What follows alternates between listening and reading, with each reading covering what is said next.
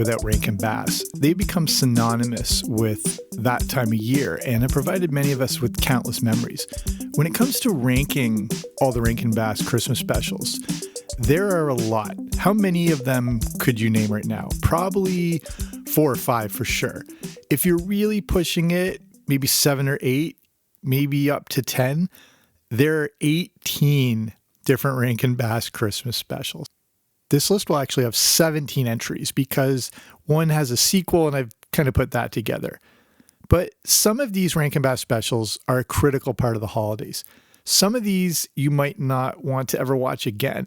This list is obviously from my perspective, but hopefully I've done a good job of ordering them. Okay, here we go. Number 17, Rudolph's Shiny New Year. This might be one of those Rankin Bass specials you're unaware of. It's a stop motion one. It came out in 1976 and is considered a sequel to the 1964 classic. But it gets a little weird. It takes place immediately after the original, where Santa gets a letter from Father Time. They need to find the baby New Year before midnight. If they don't, it will be December 31st forever. There is a vulture in this thing that tries to kidnap the baby because it'll keep the vulture alive forever. It involves Rudolph traveling to the Archipelagos Islands, meeting a caveman. There are dinosaurs. He visits the island during different periods in history. There's the Middle Ages. He teams up with a knight. One of the islands takes place in the year 1776, and there's a Benjamin Franklin replica. Rudolph finds the baby New Year and shares his own tale of challenges he's faced in his life because the baby New Year has big ears and everyone laughs at him. Eventually, Santa shows up and they get the baby back to Father Time. So I don't want to make too much of a bold presumption, but you're probably going to prefer the original over this one. Number 16, The Cricket on the Hearth. This story is one of the 2 Rankin Bass Christmas specials based on the Charles Dickens story. It was also made into an early silent film back in 1909, this Cricket on the Hearth, which you may never have heard of. It's the company's oldest animated Christmas special, and it came out back in 1967. The special is narrated by a cricket, features a lot of music that may not stick with you, and has a bunch of weird content that is as much related to Dickens' original content as it does with Rankin Bass. This is just a whole separate story that doesn't kind of connect the way you know with A Christmas Carol. Like most Rankin Bass productions, this was written by Romeo Muller and was during the time when the company was finding its footing. Number 15, Pinocchio's Christmas. This is one of the later Christmas specials. It's also a bit of an odd one, as they are taking a character we already know and then just plugging him into a Christmas story. They had already told multiple stories involving Santa, Rudolph, and Frosty, and I guess they just wanted to give Pinocchio a shot. This special came out in 1980 and is stop motion. We get some more on Pinocchio's backstory, including that he was born in an enchanted forest. I watched this last night. I've watched all these specials over the last few weeks, and it's got some cats that are considered evil characters in it. It's got connections with Santa. There's a Jiminy Cricket sort of creation, but not exactly in the Disney sense that you know. And it doesn't always feel like an actual Christmas story. And it's more like the smashing together of 2 entities that might not ideally fit. But if you're a fan of Rankin Bass, you may want to check this out, as the production is pretty good as far as the stop motion, which they call animagic. And the design is really good, and it looks newer and fresh and not necessarily as outdated as some of the others. It's also one of the last Christmas specials they ever made. And speaking of that, at number 14, The Life and Adventures of Santa Claus. This is the actual last Christmas special, and it is straight up weird, so be warned. This is more like a Lord of the Rings Christmas, and it's actually based on a book by Wizard of Oz creator L. Frank Baum. The one big problem in this special is it doesn't connect with any of the previous specials. If you're a fan of Rankin Bass, you know there was a continuity between all the others, and this one kind of ignores that.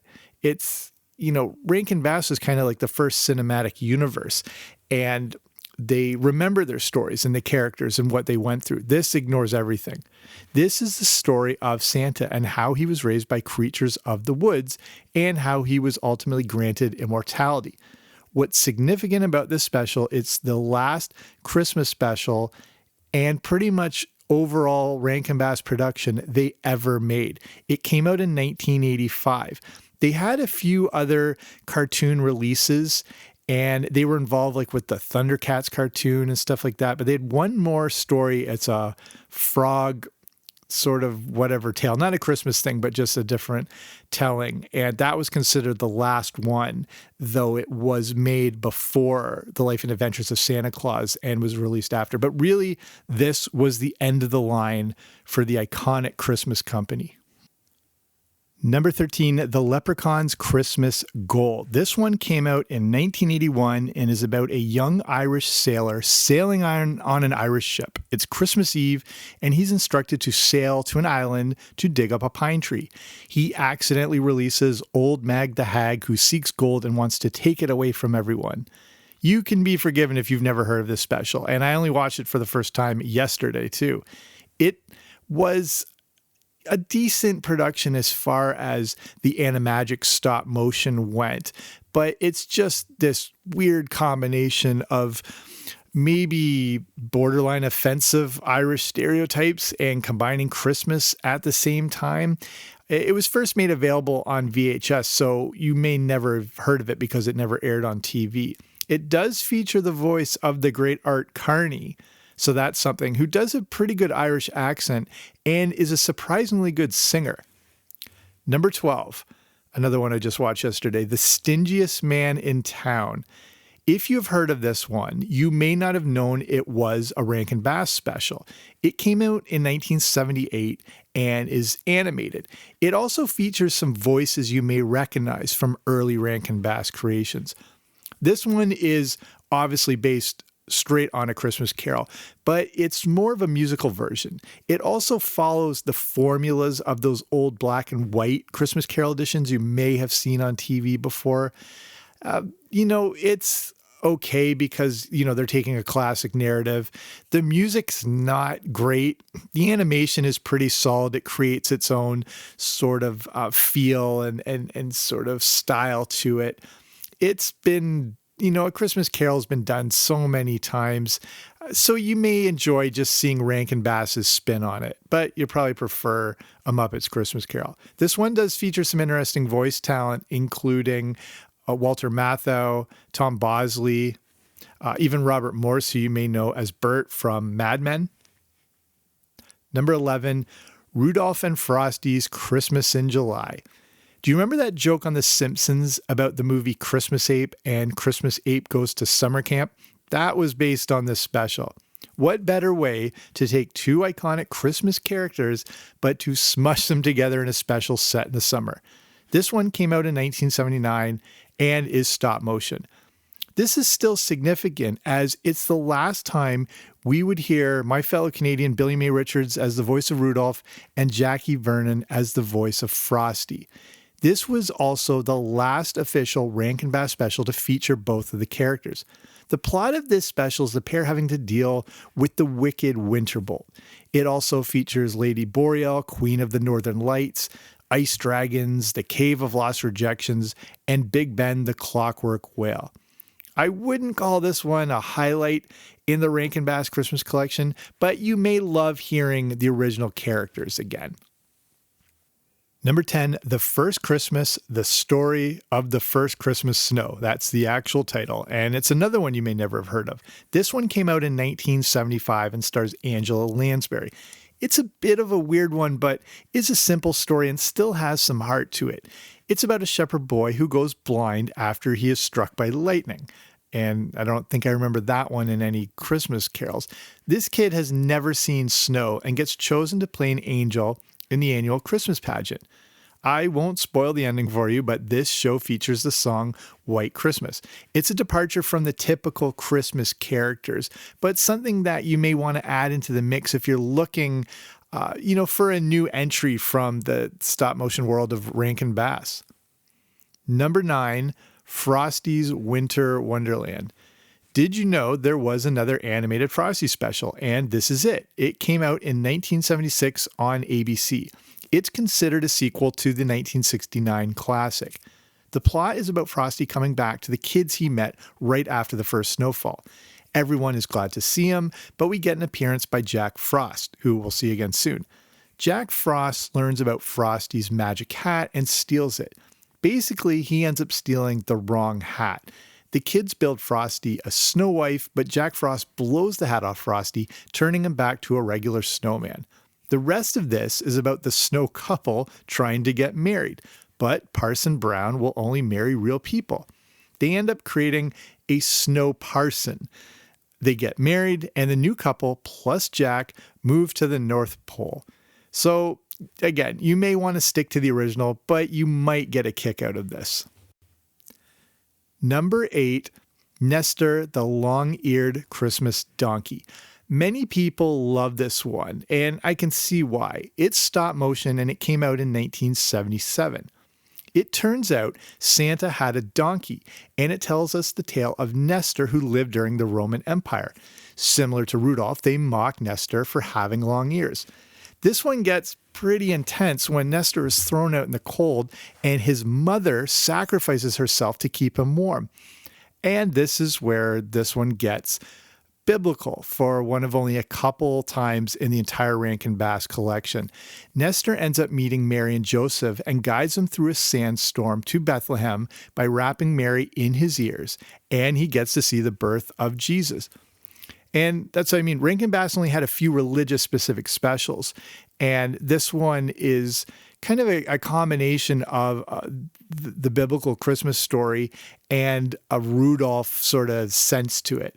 And I have to be honest, but I did not know that Nestor, the Long-Eared Christmas Donkey, was an actual song from 1975 written by Gene Autry. Again, this one, more of a simple, heartfelt story, and many people have really loved it. So if you haven't, I'm sure you'll like this one a lot. It's basically a donkey version of Rudolph with Jesus in it. Okay, number 7, 'Twas the Night Before Christmas.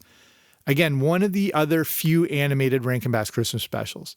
'Twas the Night Before Christmas came out in 1974, and it's based on the famous poem and is the story of a fictional New York town at the turn of the 1900s. Santa is upset because he finds out most people don't believe in him via an anonymous letter in the newspaper. It turns out it's the son of Father Mouse who wrote it. They tried to build a clock tower, a la Back to the Future, to make Santa happy, but again, the whole building of this thing gets screwed up by that kid Mouse. They are able to get it fixed just before midnight, and it plays a song that encourages Santa not to bypass their town. This one is interesting because it gives us the viewpoint of the mouse from the poem. You know, not a creature was stirring, not even a mouse. So it's simple, it's heartfelt, but that's usually what makes for a great Christmas story. Okay, number 6, The Year Without a Santa Claus. Here he comes now, the big hand.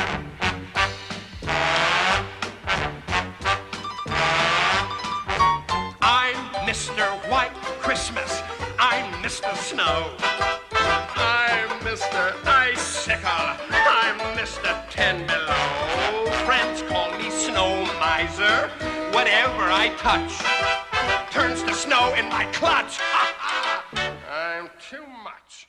Some people aren't crazy about this one, but I think it's pretty good and it's kind of grown on me over time. It's got some great music that you can hear here and voice performances including Mickey Rooney as Santa Claus.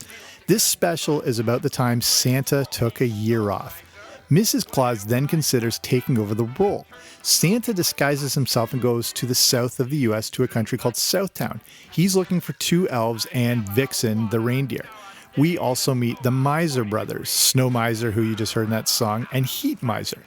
They control the weather, and Mrs. Claus wants snow in Southtown. They won't do it, and Mrs. Claus goes over their head to their mother, who is actually Mother Nature. All the kids of the world gather together to show Santa how much they love him, and he comes out of retirement. This special came out in 1974, features many great voice actors and some really memorable songs. And again, I didn't know, it's also based on a book of the same name. Number 5, Jack Frost. And another underrated Rankin Bass special, and one that I think is really great and it's worth checking out. We've seen Jack Frost, as I mentioned before, in other specials, and talking about that Rankin Bass cinematic universe, the look and the continuity of the character have been pretty consistent. The story that he goes through remains the same through all the different versions. This is the story of Jack Frost becoming human for a girl he loves, kind of like when Superman gives up his powers for Lois Lane. He becomes Jack Snip and lives a human existence. There is an evil ruler that tries to suppress the people and also has his eye on Jack's girl, Eliza, or Elisa, I forget what they say. She also has her own childhood sweetheart, and Jack has to decide to stay human or use his powers as a supernatural winter being. This special came out in 1979, making it one of the later Rankin Bass productions. It also features the voice of Buddy Hackett.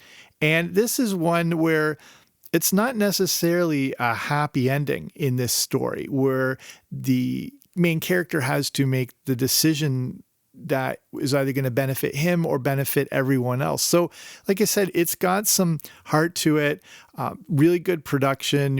I think you'd like this one. If you like Rankin Bass, you've probably already seen it. If you haven't, throw this one in the mix. Number 4, The Little Drummer Boy.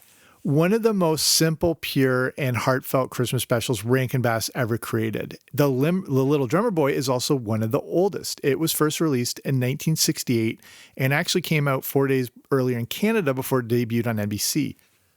This story has direct connections to the biblical tale and also the song The Little Drummer Boy. It introduces new characters such as Samson the donkey, Baba the lamb, and Joshua the camel. No relation to Joe Camel. This is one of the more serious Rankin Bass Christmas specials. Even though it has its share of comedic sidekicks, it is focusing on the true tale of Christmas through the biblical story. And it's one of the rare departures from stories based on Santa, Rudolph, Frosty, and other holiday characters. There was a sequel to this called The Little Drummer Boy, Book 2, Electric Boogaloo. Okay, I maybe I had that last part on. But this was interesting because it was written by Rankin Bass creator Jules Bass. So it's Arthur Rankin and Jules Bass that make up Rankin Bass. But he wrote it under an alias. I'm not sure if they didn't want to be associated with it, but the original remains an all-time classic. And we were talking about Romeo Muller as being one of the cores behind Rankin Bass and writing a lot of these classics that you know. The last thing he was involved in, but wasn't a Rankin Bass production, was from 1992, and it was an animated special called Noel the Christmas Ornament. And you may or may not remember this one. I definitely remember it, but it didn't, make a huge impact to the point, it got aired year after year. So you can track it down on YouTube or if you have old VHS copies. But that was one of the last remnants of the Rankin Bass era because it was written by Romeo Muller, even though it wasn't one of their productions. Okay, we're into the top 3, which you can probably figure out. Here's number 3. Santa Claus is Coming to Town. As the years go by, I love this special more and more. It often gets pushed to the side by the top 2 choices on this list, but it deserves to be right in the mix. This special is all about the origins of Santa Claus. It has some great songs in it, including Put One Foot in Front of the Other. It explains all the Christmas lore, such as how Santa started delivering presents, why he's called Claus, why he wore his red and white suit, why he went down chimneys. Santa Claus is Coming to Town also features great voice work, including when we see Mickey Rooney as Claus. It also has the great Fred Astaire as the narrator. This special came out in 1970 and is one of the few Rankin Bass specials that continues to air every year, including our next one, number 2. Happy birthday! Hey, I said my first words, but snowmen can't talk. All right, come on now. What's the joke? Could I really be alive? I mean, I can make words. I can move. I can juggle. I can sweep. I can count to 10. 1, 2, 3, 4, 5, 9, 6, 8. Well, I can count to 5. Frosty the Snowman has cemented itself as required holiday viewing. This iconic cartoon special came out in 1969 and aired on CBS. I don't need to cover the plot of this thing, as you've no doubt seen it countless times. What's interesting is that it's a half-hour show compared to the usual hour-long specials they put out. It has also aired every year since it was first released. Rankin Bass animated the special as they wanted to give it a Christmas card look, specifically the look created by Paul Coker Jr. And if you're not sure, I mean, you can picture what the special looks like, but if you want to just like look up online what his style of Christmas cards and imagery look like, you'll see all that. And this was something that wouldn't be achievable with stop motion. Similar to the number one choice on this list, writer Romeo Muller had to expand the simple song into a full plot. This is also interesting because it's the very last performance by the great Jimmy Durante. Okay, number one, total spoiler here, Rudolph the Red-Nosed Reindeer. Jingle, jingle, jingle, you will hear my sleigh bells ring. I am old Kris Kringle, I'm the king of jingling.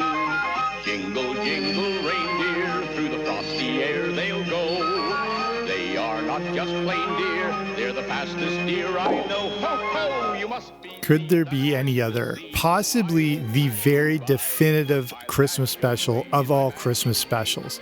And it has become synonymous with the holiday itself. There's not much more that can be said about this iconic classic. It's the movie that put Rankin Bass on the map and allowed them to create many more specials.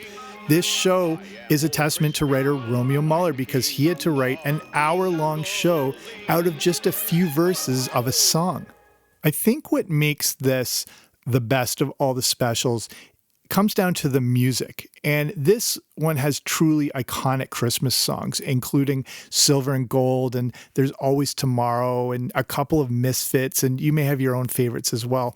Simply put, it's not the holidays without Rudolph the Red-Nosed Reindeer, and it's the obvious number one choice. The other thing that's so interesting is that this thing came out in 1964, and the fact that in the very early days of this company, they hit a grand slam with this perfect Christmas special. And I don't know if that caught everyone off guard, but they would never top this thing. And the fact that they did it so early in their legacy is just really astounding. And this thing will be watched for decades more. And I've done an entire show just about this special, how even though it came out in the 60s, it's been adopted by every era. You know, especially kids of the 70s and 80s and going into the 90s a bit, have sort of adopted it as their own. And then they've passed it down to their kids. And this thing will never go away. So let's wrap it up here. And like I mentioned, it's not the holidays without Rankin Bass. It's easy to just associate them with Frosty and Rudolph, but you can see how much Christmas content they created. Many of these classics can still be found on YouTube, DVD, Blu-ray. AMC often runs a bunch of them each year. And many of these are also available to rent, buy, or whatever on YouTube. You can track all of them down. I was able to in various formats. Rankin Bass have helped give us music and images that are ingrained into our holiday memories. Some of their specials may have missed the mark, but their creativity and storytelling make them as much a part of the holiday season as eggnog and candy canes. So let's finish it there. Hope you enjoyed this episode and learned some new stuff about some of these specials you may never have heard of before, or a little more insight into some of the ones you love. And if you're interested in supporting the show, and if you're in a position to do so, you can check out patreon.com, which is the platform for as little as like a few bucks a month. You can support small independent shows like this, but the difference is there are different audio rewards that come with it. So say at the Boba Fett level, you get access to the Everything 80s Movie Club, where I review classic 1980s movies, good, bad, ugly, the whole thing. And, you know, this show gets released there first before it gets released worldwide. And, you know, I share old, you know, behind the scenes movie pictures and old great commercials and Saturday morning cartoons and all that stuff. So if you want to check that out, it's patreon.com/80s. patreon.com/80s, or wherever you're listening to this on, there'll be a link that'll take you right there. But that's it for me. Thanks for listening. I'll be back soon with a new episode. Don't you dare miss it.